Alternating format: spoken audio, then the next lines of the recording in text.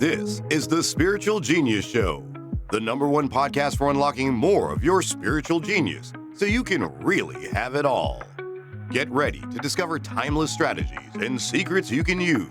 You'll also hear from world-class entrepreneurs, leaders, athletes, and celebrities sharing how they've tapped into their spiritual genius, along with how you can do the same. Without further ado, here's your host, Yakov Smart. Welcome. In this episode, we're going to talk about 5 unique habits of SG entrepreneurs. This is going to be highly relevant to you in any business that you're in, whether you've been in entrepreneurship, been in your own business for a while, or you're just getting started, or even if it's something you're planning on doing in the future. And what we're going to talk about today is an exceptional blend of spirituality and business and how they combine. Before we get into today's topic, I wanted to give a quick shout out to you and say I appreciate you for listening. We are, 8 episodes in. Time is flying by. We've already covered a lot of ground in the show. If this is your first time listening, a special welcome to you as well. What I hear a lot when it comes to podcasts, I've even done this myself when listening to shows, is I'll find something that's really intriguing and really inspiring to me, and then I'll go and I'll binge it, right? So I'll listen to several episodes at a time. And it's the same thing that people do with Netflix, all that kind of stuff, right? So if it's your first time listening, or if you're just finding the show for the first time in a while, every episode that we've had, I can assure you, has been a hit. Seriously, it amazes me. I appreciate, I'm humbled, I'm honored that you're listening to this, and also understand quality of this content has been amazing. Every guest we've had on has been sharing nuanced, powerful, practical things. The solo episodes, I've been getting some great feedback on those. So if the show resonates, share the show with a friend or two. This way we can spread the word, get this in front of more people, help this change more lives. That's really what this is about. And understand this show is meant to be timeless. And every episode continues to become that. As someone told me, each episode seems like a mini masterclass. Okay. And this episode's going to be no different. So let's talk about this. Let's first unpack the world of business and entrepreneurship. What a world it is. If you've been in it for any length of time, you know it's a world unlike any other. It's a world that's changing and evolving, okay? Even in the past couple of years, I think it's changed and evolved considerably about people's perception of entrepreneurs, what it means to build a business, and also the way people make decisions and buy, and their trust with people, especially people they haven't met in person, has really evolved considerably over the past few years. And being an entrepreneur, starting your own business, it's fascinating how collectively and energetically it shifted, because it used to be, back in the day, like hundreds of years ago, there were merchants, there were tradespeople, small business was the norm. And then the Industrial Revolution happened, corporate happened, all those different things. And then entrepreneurship started to take off. It was here, I'm recording this from the US. I mean, it's been here a while. There's parts of the world where it still doesn't really exist under certain regimes. And yet, even in the 90s and I would say early 2000s, back when I was growing up, it wasn't considered the cool thing to do, right? This idea of being digital nomad, guess what? It didn't really exist until the internet and social media. Now it's become so mainstream with Instagram and all these different things. And now it's something that a lot of people consider cool, and a lot of kids and teenagers and people in their 20s, they aspire to be entrepreneurs, or they are entrepreneurs, right? There's no age limit. It's like professional sports. You don't have to be of a certain age to go pro. The marketplace rewards value, it rewards certain things. It rewards being an energetic match to a certain result. And for me, I grew up fascinated with this idea of starting my own business. I remember being on a playground when I was 7 or 8 years old, and like seeing something happen and getting the idea, oh yeah, I can help advise them and solve this conflict and get paid for it. No one told me that was a possibility. Didn't have any entrepreneurs in my family, really. The idea just came to me, right? So from an early age, I knew that was what I wanted to do. And I remember how old was I? 13 at the time. And I remember I was with my great uncle. We were in the car, we're driving. We had just We hadn't seen each other in a while. And this is, I think, something that is going to change and evolve as we evolve in collective consciousness. But people are always asking kids and teenagers, what do you want to be when you grow up? It's a stupid question, right? Like, what kid and teenager really knows the details? It's like adults are dumb in that way that we don't get it sometimes, right? And sometimes it's a judgy question because it's not really, sometimes, people ask you a question, they're not really asking a question. They're looking for an answer that's a very specific answer, right? So I think that's kind of lame, actually. But that's neither here nor there. So he asked me a question. I thought about it. I was like, I'd like to write. He's like, well, you can't really make money writing. Well, I'm looking back now, I beg to differ. And I said, I want to be a businessman. And he kind of just scoffed, kind of chuckled. He said, don't we all? We all want to be businessmen, but let's be realistic. So like, what does realistic even mean, right? So that was his limitation that he was, I think it was out of love, that was imposing in that conversation, right? But I knew I wanted to be an entrepreneur. And then I had a personal renaissance. I talked about this a little bit on episode 1.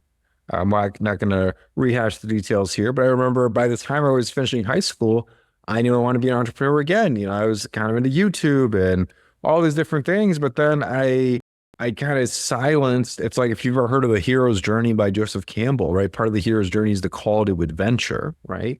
A call of inspiration. I had that call to adventure to start a business and create something. There's some things for cash on the side, but I didn't really see a model possibility. And so what I ended up doing was I ended up going to college because that was the thing to do. And I remember it was probably junior year. I picked public relations as a major because I could just BS it and because most of the people in that program were girls. So I thought the odds were ever in my favor, right, as they say. But that's what I picked. And I remember we had a speaker who was a quote unquote successful in the industry, this corporate dude, this like gray haired man. And I could tell just intuitively, this was a miserable man coming to speak to us. And at that moment I knew, no, I do not want to be in his shoes.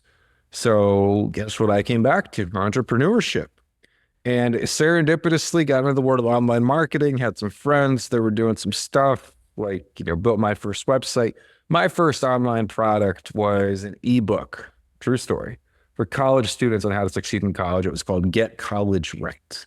And my quote unquote business plan was to sell tons and tons of ebooks for $9.97. And you know what was cool about that?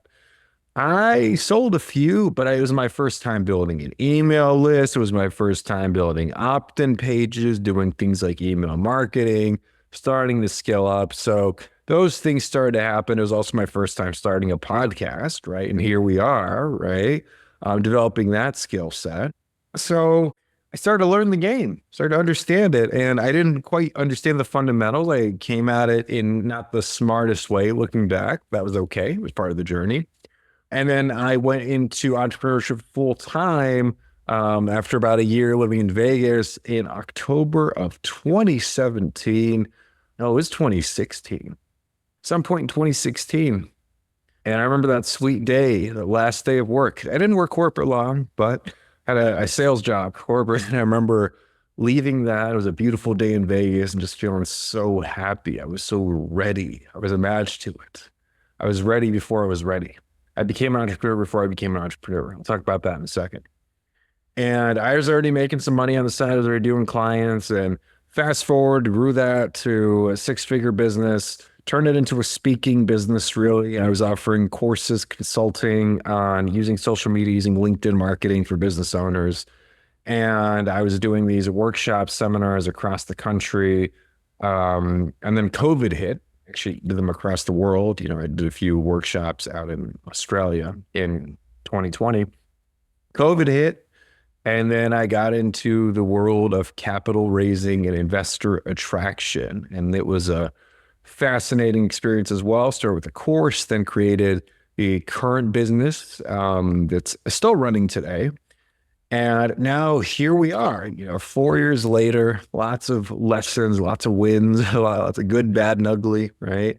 And here we are in the midst of spiritual genius. And this, of course, is part of it. And of course, there are a lot of different mentorship, coaching, all sorts of different programs, books, events, all sorts of things online for businesses of all shapes and sizes. And today I'm going to be sharing some unique perspective based on things that I've seen across the board, habits that are just plain effective, things that I've implemented, things that I've messed up, and be sharing those with you today. And a lot of this is going to be based on energetic principles, because the most important and most powerful way to go about building a business, okay, and being a quote unquote successful entrepreneur is starting in what's called the 5D. Okay. And if you're not familiar with the 5D, we're talking about energetically, right? Because before something shows up in the 3D, and by the way, the 3D, you can see it, feel it, touch it, smell it, taste it. Okay. When something manifests, it's in the 3D.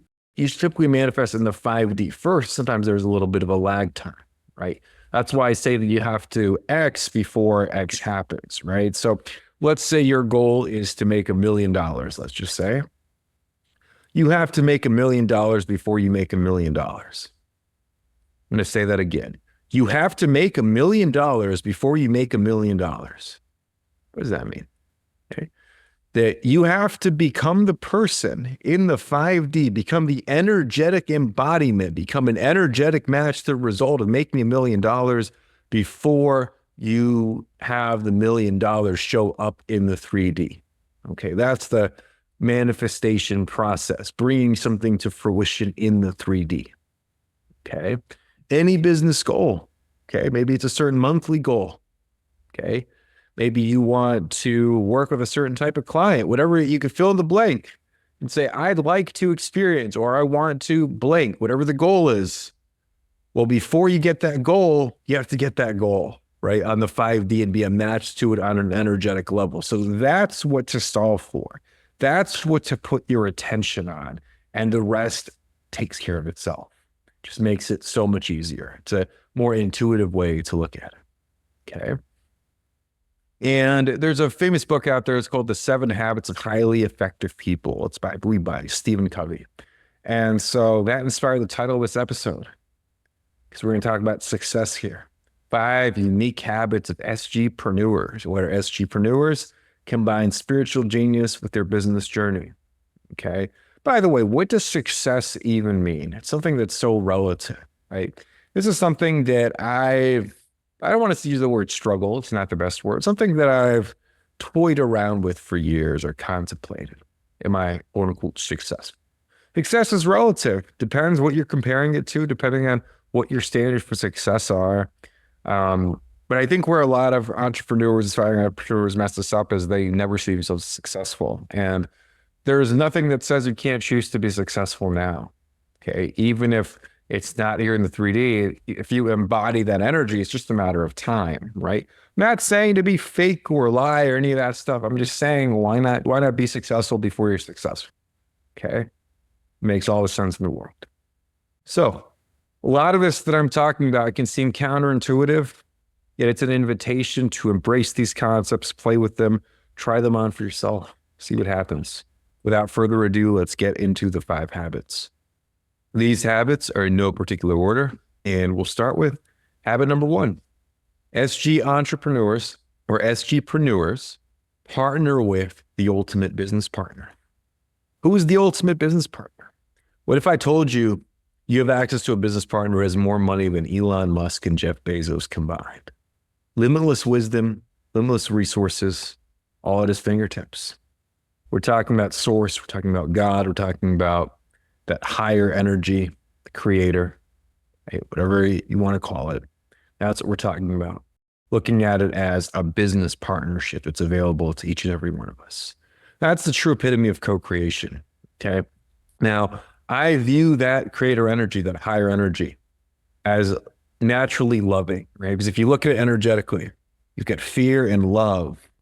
This notion that source energy is fear is, it's comical, really, right? So embrace that it's love, strong love, love that we can't even describe. At the same time, there's a neutrality to it, right? A very wise person taught me this once, and many teachers after as well. The universe runs on a very specific order. There's a perfect order to things. business. Right? It's governed by universal laws and energetic principles, which segues into the second habit. SGpreneurs rely on energetic laws and principles above strategy, tactics, and mechanics. Okay. So this type of approach, this is the language, this is the rules of the game in this ultimate business partnership. Okay. And this approach combines intuition with logic, the supernatural with the scientific. Okay.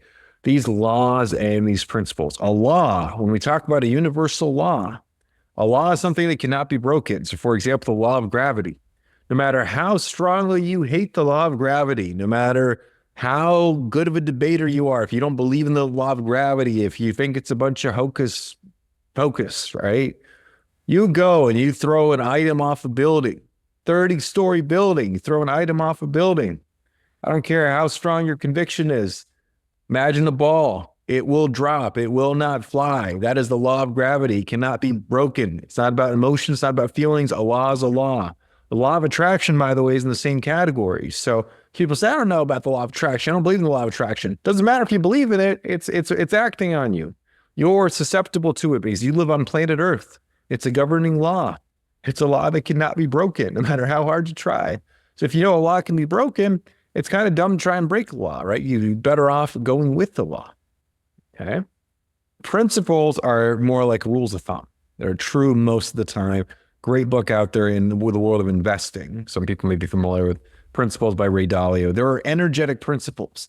And most entrepreneurs are not that familiar with energetic principles. And so not being familiar with energetic principles and not building your business, going about marketing, sales, all the key things in business in the flow of energetic principles creates a lot of friction, right? So imagine optimizing everything, right? Because typically in our business, and I'm no exception to this, I make mistakes all the time too, there can be energetic leakages, right? And it's just like if someone did an audit of your books in your business, okay, of your accounting, and they said, oh, where's this money going? Or where's that spending, right? Same thing, right? Because that could add to your bottom line. Same thing for energetic leakages. You could have these energetic leakages and not know it, right? And that's something that can be a little more subtle and more nuanced to look at the bigger picture. And so when we look at, for example, the framework, the map of consciousness, or the levels of energy, which I really appreciate, one of my favorite books, Levels of Energy, it doesn't talk about it from a business standpoint. It talks about it more holistically, which is really, really powerful. If we were to look at business, Levels of Energy puts things on a scale, it maps it out, makes it very scientific, right? And certain activities are in certain energy levels. So for example, if someone is in sales and knocking on doors, that's going to be in, maybe we'll do an episode at some point in more detail on the map of consciousness and more like business applications here. But for example, door knocking for a roofing company is a 200 to about a 275 activity on that level. Okay. Consultative sales, more like 300s, 400s. Okay. So certain energy levels manifest and correspond to certain things. Okay. And any activity in the business has a baseline energy level. Team members that you can work with have baseline energy levels, types of marketing, types of sales approaches, a lot of different applications to this, right? And it's a way of adding practicality to energetic principles. So SGpreneurs are aware of this and play the scale in their favor. If you're looking for more clarity right now, whether that's in your business, career, relationships, or any other area of your life, I've recorded a short training you can use to find more clarity, spiritual genius style. This training is my gift to you for being a listener of the show. To access it, all you have to do is go to spiritualgenius.org/gift. Once again, that's spiritualgenius.org/gift. Now back to the show. Third principle, or third habit, SG entrepreneurs take full energetic responsibility. There's a saying that I love. It really brings me to the present moment. Full energetic responsibility now. Say it again. Full energetic responsibility now. Even saying it there, something grounding about it. You and I are involved in an ongoing manifestation process. We are manifesting things whether we're trying to or not. Okay. See, a lot of people think about the word manifestation as this like mystical, magical thing where you sit under a tree and things just fall into your lap. or the supernatural thing about visualization, meditating, that can be part of it. But have you ever looked up the definition of manifestation? If you haven't, I encourage you to look it up, because manifestation means bringing something into the 3D, right? Bringing a goal or a vision into life. That's what that means. That's what manifestation means. It can be a combination of word, thought, action. It can combine the supernatural. It can combine really working hard at something, right? Typically, it's a combination. It just depends on what you're manifesting, okay? By the way, I put together a guide, Manifesting Secrets for Ambitious Entrepreneurs. If you want the guide, reach out to me on social media. I'll send you a free copy. It's like a 28-page guide. This thing's a masterpiece, a doozy, as they say. I'm on LinkedIn, Yakov Smart. You can actually add me on Instagram, getting a little more active there, Yakov Smart, SG. Okay. So the way that I look at it, and I talk about this in the guide, let's say you want to manifest, let's just say from $1,000 a month in income in your business to, let's just use 10x, because let's talk about it, 10,000, right? Looking at the manifestation process, there is a golden bridge that you can cross that's going to give you an aligned path to getting there. That's going to involve certain actions. It's going to involve certain thought processes. It's going to involve certain energetic principles, and you either raising or sometimes lowering your energy, right? And aligning to becoming an energetic match for receiving that in the 3D, okay? And these golden bridges, you and I are constantly walking them, right? Any goal, any intention that we set is a golden bridge. There's a golden bridge to walk on because we have our current reality in the 3D. We have the intention that we want to manifest. The golden bridge is our way of getting there, okay? And sometimes there could be multiple golden bridges, right? So I was doing a workshop the other day, and someone was talking about how he wanted to go from $3,000 a month in the service that he was selling to $300,000 a month. Okay. Great to have goals, great to have intentions. Are there people in the world who do that with those types of services? Yes. Okay. And at the same time, it's kind of like saying, like if someone's here in Phoenix, Arizona, and they want to get to, let's say South Africa, let's just say. They're going to probably, whatever plane they're taking, unless they're teleporting there, which most people don't have that ability like you and I do, right? Just kidding. If you know how to teleport, also teach me on social media. I'd love to learn. You can talk about it on the show. But there's going to be steps to getting there, right? So maybe you catch a connect flight in San Fran, for example, right? So maybe the first golden bridge is getting from 3K to 5K a month, or 3K to 10K a month, right? Rather than, the golden bridge, okay, how do we go straight from 3K a month to 300K a month? You're going against energetic principles in that case, right? The next thing here, when it comes to taking full energetic responsibility now, is the energy level, okay? Your activities, your current state, what energy level is that at? That's where the scale becomes so important as well. Adding intentionality, making things more ritualistic that you're doing as well, right? That's a key thing. And then when it comes to managing your energy, releasing as necessary, right? We talked about forgiveness in episode 3. It's ways to make ourselves lighter. When we release, it becomes easier to receive. The other thing too, energetic responsibility, the energetics thing, we could spend literally 10 hours talking about. But I look at it as a decision tree, right? So have you ever noticed that the energy that you were in when you were making a decision corresponds to that decision? Right? So for example, let's say you were in a very angry state, okay? And you met a very angry person, right? Or you encountered someone who had a road rage, right? It's the mirror, it's the decision tree. You were angry and you made a decision to go somewhere on vacation when you were angry, okay? And guess what happened? You went on vacation to this place and all of a sudden things in that vacation, not so good, right? Kind of angry, upsetting, antagonistic, right? Because it corresponds. I have a practice that if I'm in a lower energy, I do my best to make no decisions from that place. I want to be at least at neutral to make decisions, because I know if I'm in a lower energy or if I'm triggered, that decision, that action is going to get more of a similar energy, and I don't want to spiral, right? So instead of spiraling, I want to get to neutral and then decide, right? So for example, recording this for you. Earlier today, I was not in the place energetically to record an effective podcast show on this topic at all. Just feeling kind of tired, down, not the best energized state, right? I had to get back to neutral, just went on a hike not too long ago. And here I am, right? You can hear my voice, higher energy, right? But I'm conscious of that. If I tried to force it and will it, you would have heard that in my voice too. The content wouldn't have hit nearly as hard, right? And that's the difference between trying and creating, right? Well, I'm going to try to do that. I'm going to try to decide. I'm going to try to manifest this versus just creating, right? Not trying, just allowing it in, right? Again, that's co-creating, allowing. It's that collaboration with that ultimate business partner. Habit number 4, personalization to create more alignment. Have you ever heard the saying in the self-help world, if you do what someone else successful has done, you will be successful too. That saying is hocus pocus. Saying is BS, right? There's nuance to it. So because something worked for someone else doesn't mean it's going to work for you. I see this all the time with marketing. Someone sees an ad that they really like or a message or a social media post. Oh yeah, I'm going to do that too. And they scratch their heads. Well, that worked well for that person. That thing went viral. I tried it too. Didn't work well for me because they weren't an energetic match to it. Okay. It's not just about modeling and copying, right? It can go a long way. It can give you a framework. I love knowing what other people are doing, what's working well, because it gives me a framework.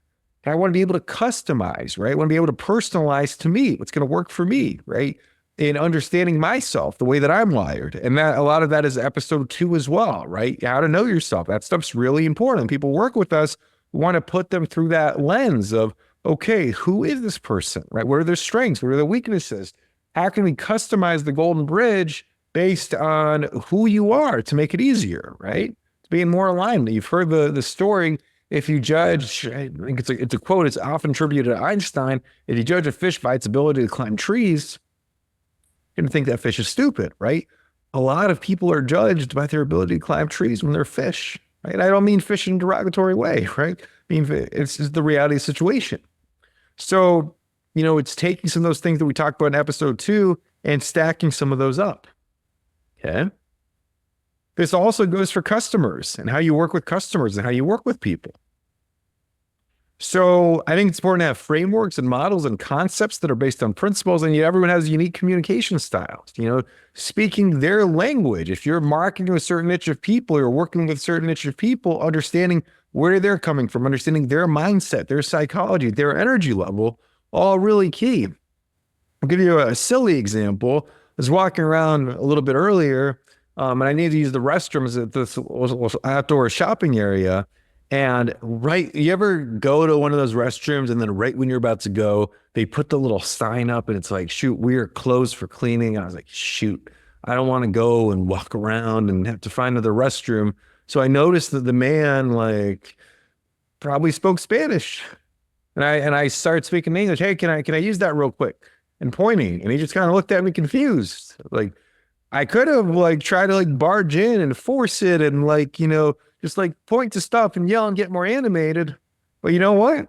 I hablo a little Espanol. I said, rápido, and pointed to the restroom, and he understood and he let me go. It's an example of speaking someone's language. Okay. Just making that little extra effort. There was a rapport. There was an understanding.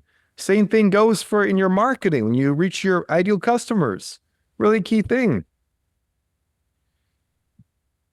Final thing. This is huge. This is one of the biggest things. It's a lesson that I've had to learn many times. Still learning in a lot of ways, right? So it's a process. There's levels to this, all this stuff. SGpreneurs, their business serves their life instead of their life serving their business. I'm going to say that one again. Their business serves their life instead of their life serving their business. Crazy thing about entrepreneurship and business is a paradox. We want more freedom. Let's start a business. And then what happens? We end up working longer hours, sometimes with less results, right? And creating stuckness and spinning ourselves in a circle and getting in our own way and getting frustrated. It happens to all of us, right? Especially in the beginning. And so many of us, so many people get into business. So many people become entrepreneurs from unhealthy places, from lower energies. It happens. I was in that category, right? We come in with traumas. We come in with preconditioned limiting beliefs, all this type of stuff, right? Get in the game with the trauma, and we're carrying that around. The trauma is dictating how we're making business decisions if we're making business decisions from a place of lack. What? Just remembering, right? Business is there to serve us. This is a game. It's there for us. There to make our lives better. And oftentimes what happens is we become slaves to our businesses because we're afraid and we want to try to control everything, all these different things, right? Because it's tempting to be reactive or you want to always put out fires and all that type of stuff when oftentimes not even necessary. It's just whatever is an energetic match, right? Understanding that core thing. I believe that business is a spiritual journey. I believe it's a spiritual practice. One of the biggest spiritual practices out there, right? Whether you're just getting started or no matter how long you've been in the game. And even for people who don't consider themselves spiritual at all, it's a spiritual practice. It grows us, we evolve, we shift, or we don't shift and we get the same lessons again and again, right? It happens to the best of us, right? Teaches us forgiveness, teaches us compassion, teaches us empathy, teaches us skills and learning and growing. It's one of the most beautiful things out there. Is it for everyone? No. If you're listening to this, probably for you, probably something you've considered, probably something you resonate with. I think it's one of the most admirable journeys out there. Remember the poem, Man in the Arena? If you haven't watched it, there's a great YouTube video of a guy, I think he's got a British accent or he sounds very sophisticated and formal reading the poem, but it's by Teddy Roosevelt, former president of the US, but the man in the arena. That's what counts. Business is being in the arena. It's being on the journey, right? What a beautiful thing. It can have its ups and downs. At the same time, full energetic responsibility now, right? So once again, 5 habits of SG entrepreneurs. Number 1, SGpreneurs partner with the ultimate business partner. Number 2, SGpreneurs rely on energetic laws and principles above strategy, tactics, and mechanics. Number 3, SGpreneurs take full energetic responsibility. Number 4, SGpreneurs personalize to create more alignment. Number 5, SG entrepreneurs have their businesses serve them and their lives instead of their lives serving their businesses. It's a powerful one. Covered a lot of ground here. If you got anything out of this, if you haven't left a 5-star review, please take 60 seconds. Helps the show get in front of more people. Really appreciate that. So encourage you to share this with a friend or two. Might just make their day, might give them a spark of inspiration or guidance or remind them of something that they needed to hear today. So I encourage you to share the show. I appreciate you being here as always. And remember, your spiritual genius awaits. Thank you for listening to another episode of the Spiritual Genius Show. Remember to subscribe and leave a 5-star review. When you email a screenshot of your review to info@spiritualgenius.org, we'll send you access to a special training on unlocking more of your spiritual genius in your business or career. Once again, the email address to send that screenshot of your review to is info@spiritualgenius.org. And remember, as always, the content of this episode and every other episode of this show are for entertainment purposes only. No solicitations are being made of the audience, and this show is not in any way intended to provide or be a substitute for any medical, legal, or financial advice. It is strongly recommended that you consult with a licensed professional before making any and all decisions around these matters. Till next time, stay well and remember that your spiritual genius awaits.